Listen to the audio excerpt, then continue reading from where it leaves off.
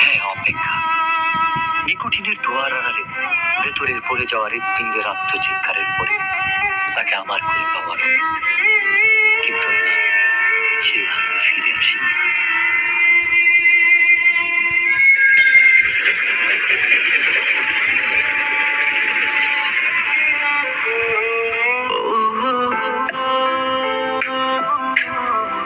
তবে এসেছিল এই পাহাড়ের পাদদেশে আজ থেকে অনেক বছর আগে। সন্ধ্যের দিকেরা সীমান্ত পৌঁছে জেলা শেরপুরের প্রত্যন্ত একটি গ্রাম।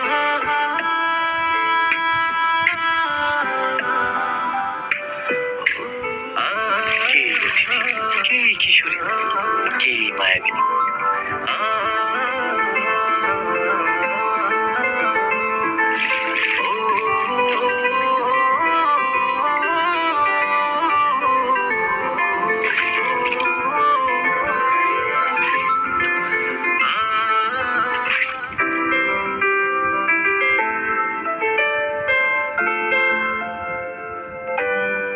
যার বিরহের অনলে পড়ে স্বপ্নের মধ্যেই বদলে গেল এক যুবকের জীবনের গল্প। হ্যাঁ, স্বপ্নের মধ্যেই বদলে গেল।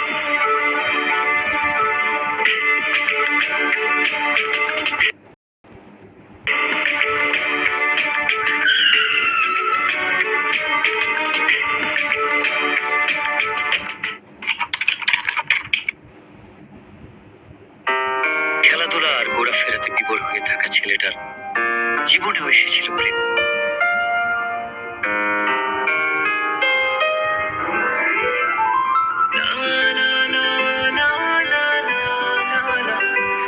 চোখের ভাষায় কেউ যেন বলছে, আমি এসেছি তোমার, আমাকে তোমার করে না।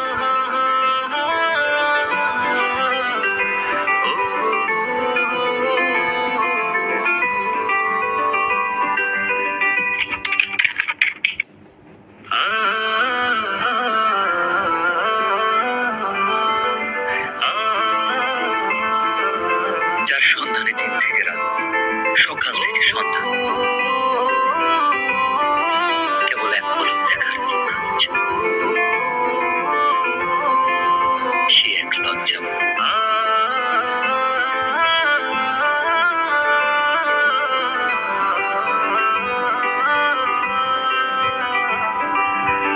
এক অদ্ভুত ভালো লাগা, যার অনুভূতি ব্যাখ্যা করা কঠিন।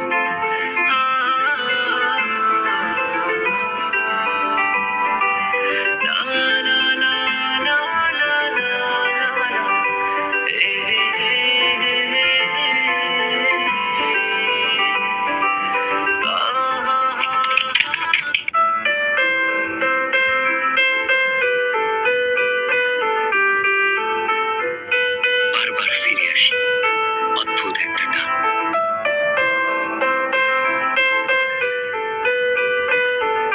কিভাবে বোঝাই থাকে যা বলতে চেয়েও পারিনি।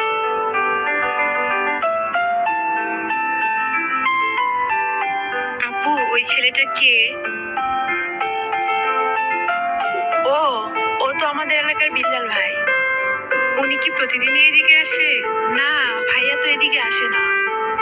ও আচ্ছা।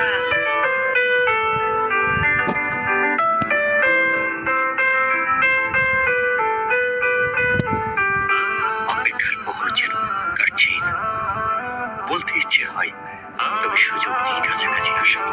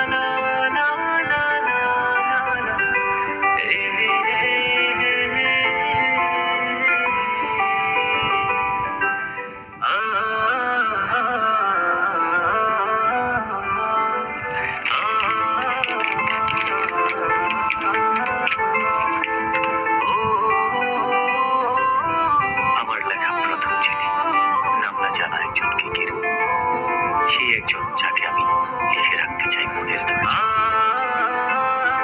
যার ছবি আঁকতে চাই ভালোবাসার মনের ক্যানভাস।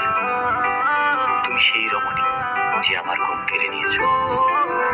রোদ খরার দেশে চাতক পাখি যেমন মেঘের জলের অপেক্ষায়, দিনের পর দিন তোমার জন্য আমার অপেক্ষা। ফুরাবে না কোনোদিন। আমাকে ভালোবাসা যাবে উত্তরের অপেক্ষা।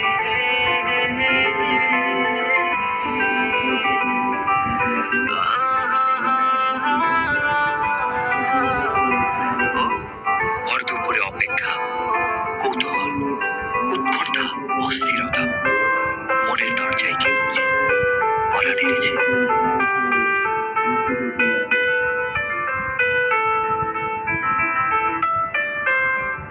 আমাকে ডাকছো কেন? একটা দরকার ছিল।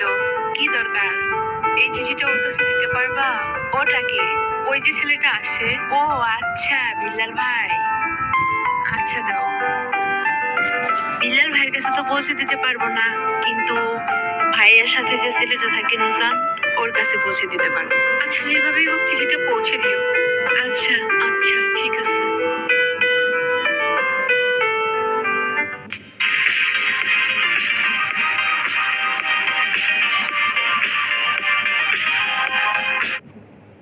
আচ্ছা। আচ্ছা, ঠিক আছে। ভাই, ইদানিং খেলতে যাও না, ব্যাপারটা কি? আমার খেলতে ভালো লাগে না। তোমার খেলতে ভালো লাগে না? ভালো লাগে না। বুঝছি, কি বুঝছস? কিছু একটা চলে। আরে না, এমনি খেলাধুলা ভালো লাগে না। ভাই কেমন আছো? ভালো আছি। এই নুসান, এদিকে আয় তো। কি হয়েছে, এত চিল্লাইতেছস কেন? দেখছ না ভাই আছে। এই চিঠিটা ভাইয়াকে দিবি। কে দিছে? তোর জানার দরকার নাই, ভাইয়াকে দিলে ভাইয়া বুঝতে পারবে। আচ্ছা তুই দাঁড়া, আমি ভাইকে বলতেছি। আচ্ছা। ভাই, বিলি দিছে।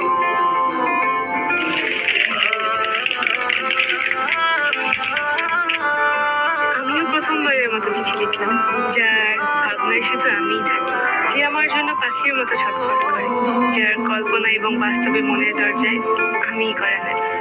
আপনি সেই পুরুষ যার চোখে মুখে শুধু দেখতে পাই আমার জন্য ভালোবাসা। হঠাৎ আমি বুঝতে পারি কেউ আমাকে মন থেকে চায়, খুব করে। আপনার অপেক্ষা ফুরাবে কিনা আমি জানি না, আপনাকে উত্তরটা জানিয়ে দিলাম। একটাই কথা বলবো, ভালোবাসি। মিলিকে কি বলবি? শিমুল বাগান আজকে 4টার সময় ওকে নিয়ে আসছে। ওর অপেক্ষা কর। ভাই বলছে বিকাল 4টার সময় ওরে নিয়ে শিমুল বাগান আসতে। ওরে নিয়ে আসবি কিন্তু। আচ্ছা ঠিক আছে, আমি ওকে নিয়ে আসবো। মনে থাকে যেন।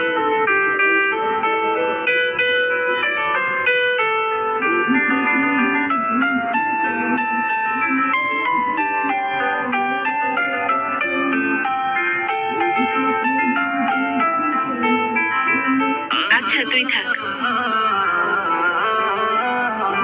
আমাকে ডেকেছো কেন? তোমাকে দেখার জন্য। অনেকক্ষণ ধরেই তো দেখছো, আর কতক্ষণ? দেখতে কি প্রবলেম? শুধু কি দেখবা নাকি আর কিছু বলবা? I love you.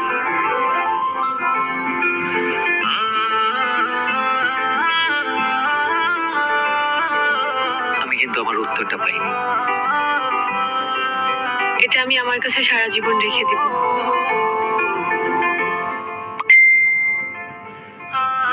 প্রেম বুঝি এতটাই রঙিন লাগে?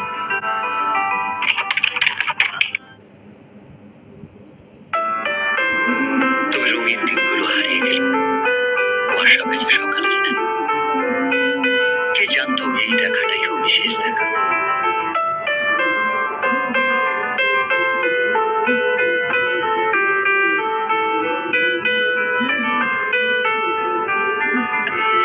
অনেকদিন তো হয়ে গেল, মনে হয়তো চলে যাব। হ্যাঁ, চলে তো যেতেই হবে।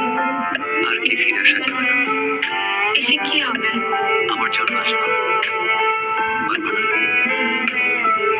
আসা যায়, কথা দেওয়া যায়। আর ছুঁয়ে কি কথা দিতে হবে? ছুঁয়ে দেখার ইচ্ছেটা পূরণ হবে, সেটা বিয়ের পর। আমি অপেক্ষায় থাকবো। হঠাৎ কাল বৈশাখী ঝড় এসে এলোমেলো করে দিল সবকিছু। এমনটা না হলেও পারত।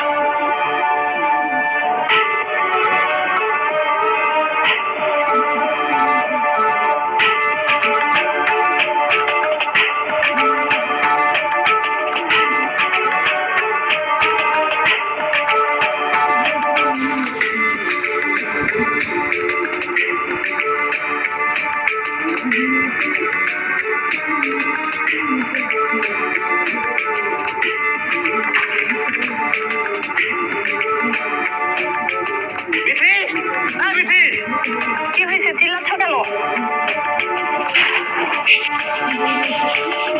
তোর বোন কি এলাকা ঢুকে আছে নাকি আমার মান সম্মান নষ্ট হতে আছে? কেন, আমার বোন কি করছে? এই, তোর বোন বিল্লার সাথে কি করে? আর সাথে আমি যেন না দেখি।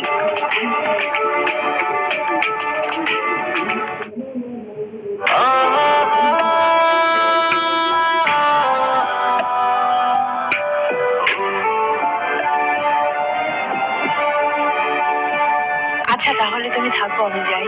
প্লিজ চলো না, আমার অনেক ভয় লাগতেছে। আমারও অনেক ভয় লাগতেছে। চলো না।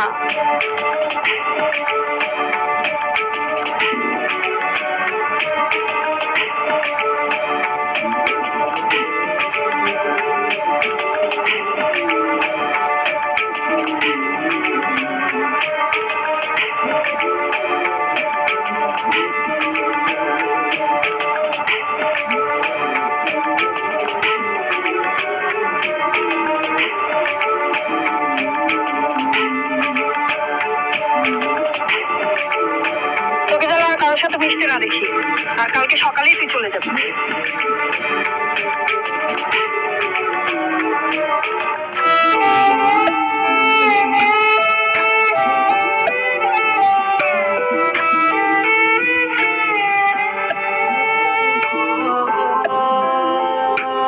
অতিথি পাখিটা কষ্ট নিয়ে নিরে ফিরবে, এটা বুঝি তার রেখে যাওয়া শেষ স্মৃতি।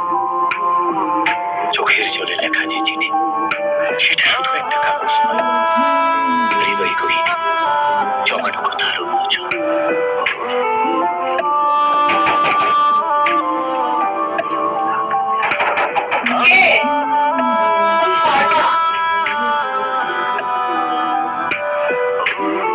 এত রাতে তুমি এখানে? দিদি, আমি বুঝতে পারিনি আমার জন্য তোমাকে এত কথা শুনতে হবে। আমাকে মাফ করে দিন, আমি কাউকে চলে যাচ্ছি। আর পারলে তোমার ভাইয়াকে এই চিঠিটা আর আমার এই শেষ চিঠি দুইটা পারলে তোমার ভাইয়াকে দিয়ে দিও।